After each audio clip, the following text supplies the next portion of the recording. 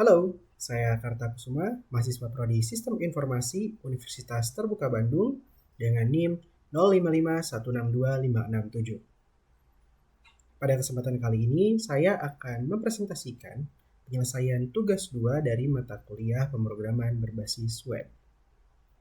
Pada tugas 2 ini, konteks proyek aplikasinya sama seperti pada proyek 1 yakni mengenai Sita.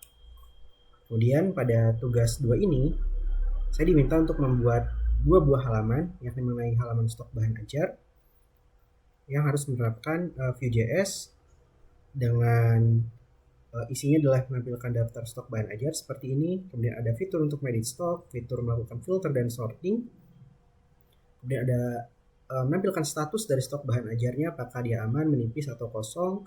Kemudian ada yang kedua, yakni halaman tracking delivery order yang juga harus menggunakan Vue.js. Nah, pada tugas praktik 1 halaman ini juga sudah ada. Di sini nanti fungsionalitasnya tetap saya pertahankan. Jadi sebagian besar fungsionalitas dari proyek tugas praktik 1 akan saya gunakan kembali agar konteks dari aplikasinya tetap utuh. Nah, pada halaman ini ada tambahan fitur yakni untuk menginputkan data delivery order yang baru. Kemudian di sini ada nomor delivery order di-generate secara otomatis dengan polanya seperti ini. Kemudian user bisa menginputkan NIM, nama, memilih ekspedisi, memilih paket bahan ajar, memasukkan tanggal pengiriman. Sedangkan untuk total harga di sini akan diambil atau dihitung dari paketnya. Jadi paket yang dipilih apa, kemudian harganya akan dimunculkan. Jadi user tidak perlu mengisinya secara manual. Untuk struktur proyeknya kurang lebih seperti ini. Kemudian yang diminta menggunakan Vue adalah stock.html dan juga tracking.html. Fungsionalitasnya disimpan di stock.app.js, maksudnya stock-strip-app.js dan juga tracking-strip-app.js. Nah, kemudian di sini ada juga disediakan data bahan ajar.js sebagai dummy untuk fungsionalitas dari dua halaman tersebut. Kemudian di sini juga disebutkan bahwa tidak perlu menggunakan template komponen pada Vue.js. Jadi Vue.js-nya akan disisipkan ke dalam file.html atau file HTML-nya melalui CDN. Baik, di sini saya sudah membuat proyeknya dengan nama tugas 2 strip Vue strip T. Kemudian karena konteks tugasnya atau soal itu sama seperti pada tugas 1, jadi fungsionalitas pada tugas 1 juga saya hadirkan kembali agar konteks atau cakupan proyek aplikasinya itu dapat tergambarkan dengan jelas. Jadi selain membuat stok HTML dan juga tracking.html yang logikanya dimuat di stok app.js dan juga tracking app.js atau tracking strip app.js, di sini saya juga membuat file index.html untuk login dan juga dashboard.html untuk halaman dashboardnya. Nah, kemudian untuk halaman yang menampilkan informasi bahan ajar atau stok bahan ajar, di sini saya buat stok.html sebagaimana pada soal yang dimana strukturnya itu tetap menggunakan file.html dan tidak disarankan atau tidak dianjurkan untuk menggunakan templating komponen dari Vue, maka untuk Vue-nya saya implementasikan melalui CDN di sini. Di sini saya juga menggunakan Sweet Alert untuk menambah atau membantu styling dan juga fungsionalitas untuk menampilkan pop-up. Nah, karena di sini sudah menggunakan Vue, maka dapat digunakan event seperti klik di sini untuk button, kemudian ada juga way binding menggunakan vModel seperti ini, ada juga v-for untuk looping data seperti ini, ada juga binding atau dynamic properties di sini untuk menampilkan key, value dan sebagainya.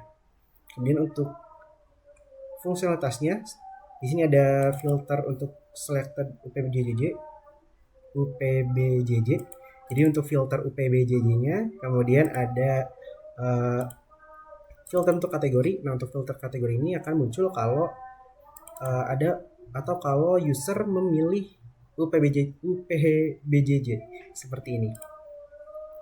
Nah, kemudian ada juga untuk pengurutan di sini. Kemudian ada checkbox untuk menampilkan stok yang menipis. Kemudian ada juga filter atau fitur untuk preset filter-filter yang terpilih gitu. Jadi kalau di sini akan muncul kalau ada salah satu filter yang aktif, maka tombol resetnya akan muncul. Kalau tidak ada filter yang dipilih atau tidak ada filter yang dijalankan, maka tidak akan muncul. Kemudian untuk datanya akan ditampilkan seperti ini dalam tabel. Karena di sini sudah menggunakan view, maka akan digunakan fungsionalitas V4 dari view dan kemudian menggunakan Mastek untuk menampilkan datanya. Untuk fungsionalitasnya disimpan di stock strip app.js seperti ini. Di sini ada pembuatan view-nya, kemudian ada data di sini, ada computed, ada methods, kemudian di sini untuk form-formnya saya menggunakan Sweet Alert untuk ini tadi untuk add stock, kemudian ada juga edit stock menggunakan Sweet Alert juga, kemudian ada delete stock, dialognya juga menggunakan Sweet Alert. Kemudian selanjutnya untuk tracking atau tracking delivery order, karena pada tugas 1 itu ada fungsionalitas tracking delivery order, jadi saya buatkan atau fungsionalitasnya tetap saya bawa, tapi saya pisahkan halamannya. Jadi ketika user ingin menambahkan delivery order, maka halaman itu tidak muncul, tapi kalau ingin tracking data delivery ordernya akan dimunculkan. Nah, untuk penyelesaian tugas 2 seperti ini, untuk menambah delivery ordernya ada sebuah form di mana user akan menginputkan data, terkecuali untuk nomor delivery ordernya di sini akan diambil otomatis atau dijerat otomatis. Kemudian ada inputan, ada select seperti ini. Nah, kemudian hasilnya akan ditampilkan melalui tabel juga seperti ini.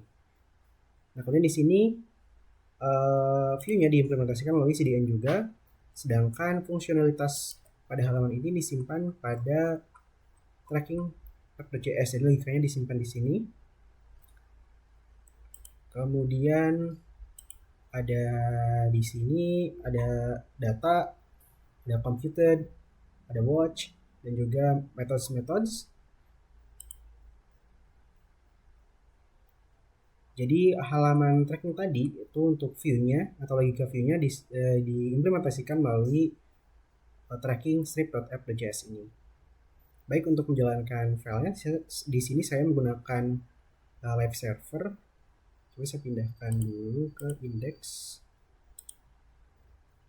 Nah, di sini sudah muncul. Saya akan coba gunakan akun agus@ut.ac.id. Setelah berhasil login, maka akan diarahkan ke halaman dashboard. Kemudian untuk fokus pada tugas 2 ini, yakni ada di informasi bahan ajar dan juga tracking pengiriman. Pertama saya akan masuk ke informasi bahan ajar. Di sini tampilkan data bahan ajarnya. Ada filter-filternya di sini. Kemudian kalau misal filter UPBJJ-nya dipilih, maka akan muncul filter kategori seperti ini. Kemudian ada pengurutan juga, menampilkan stok yang menipis. Di sini juga bisa di reset. Nah, reset dan juga kategori ini tidak dimunculkan kalau tidak ada filter yang dipilih. Tapi kalau kategori, kalau misal UPBJJ-nya dipilih, maka akan muncul. Kemudian di sini juga fitur untuk menambahkan bahan ajar. Kode bahan ajar, misal saya buat BK atau BK1.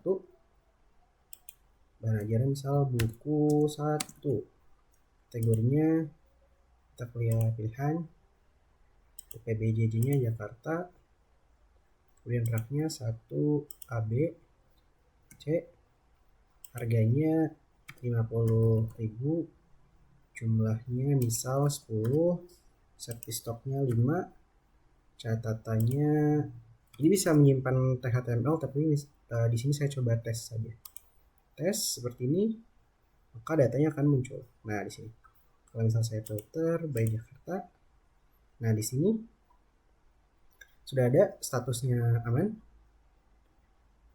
Kemudian saya edit misal buku 1 edit, saya simpan, maka di sini sudah teredit. Terus di sini juga ada fitur untuk menghapus datanya. Misalnya hapus, maka datanya akan terhapus seperti ini. Kemudian selanjutnya di halaman tracking pengiriman, di sini ditambahkan formulir untuk menambahkan data delivery order dan juga ditampilkan data delivery ordernya di sebelah sini. Misal saya buatkan di sini untuk linknya 123, misal nama mahasiswanya adalah mahasiswa, ekspedisinya misal yang express. Nah, akan muncul di sini detail paketnya. Kemudian paketnya saya pilih yang IPS, tanggalnya tanggal hari ini, dan tambah. Oke, data berhasil ditambahkan. Nah, data yang ditambahkan akan muncul di sebelah sini. Kemudian di sini nomor delivery ordernya sudah dibuat, itu dapat dilacak. Jadi nomornya di-generate otomatis. Di sini dimana user tidak perlu menginputkannya atau tidak perlu mengisinya secara manual. Nah, kemudian nomornya saya taruh di sini, kemudian klik lacak, maka akan muncul detail pengirimannya. Demikian penjelasan saya mengenai penyelesaian tugas 2 dari mata kuliah pemrograman berbasis web. Apabila terdapat kekeliruan, saya mohon maaf.